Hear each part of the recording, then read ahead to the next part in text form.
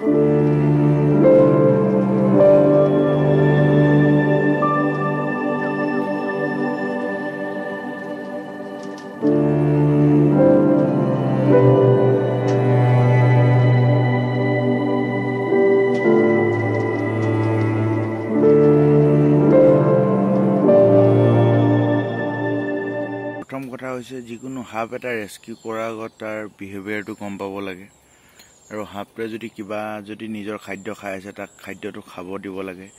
খোৱাৰ পিছতো আমি কেইমিনিটমান 10-15 মিনিট ৰ'ব লাগে যাতে যিটো বস্তুটো খাদ্যখিনি যাতে তাৰ পেটৰ ভিতৰলৈকে যায় আৰু যিমান সোনকালে পাৰে তাক ৰেস্কিউ কৰি পেলাই আমি ৰিলিজ কৰিব লাগে। আৰু ৰেস্কিউ কৰাটো একো ডাঙৰ কথা নহয়। প্ৰথমতে একচুৱেলি সাপটোক গুৰুত্ব দিব লাগে যে সাপটোৱে কিবা দুখ পাইছে নেকি বা কিবা দুখ নাই পোৱা নেকি। মেইন আমাৰ ৰেস্কিউৰবিলাকৰ এটাই ফ'কাছ থাকিব লাগে যে সাপটো মানে দুখ নোপোৱাকৈ আমি কেনেকৈ উদ্ধাৰ কৰিব পাৰোঁ। মেইন ফ'কাছ আমি সেইটো কৰিব লাগে আৰু তেতিয়াই এজন পাৰফেক্ট ৰেস্কিউৰ হয়। চ' গতিকে আপোনালোকে দেখিছে যে মই কিমান দেৰি ৰ'বলগীয়া হ'ল, তাতো মই 1 ঘণ্টা সময় ৰ'বলগীয়া হ'ল। যিহেতুকে আমাৰ সেইটোৱে কাম, ৰেস্কিউ কৰাটোৱে আমাৰ কাম, এনভাইৰনমেণ্টটোক বচোৱাটোৱে আমাৰ কাম।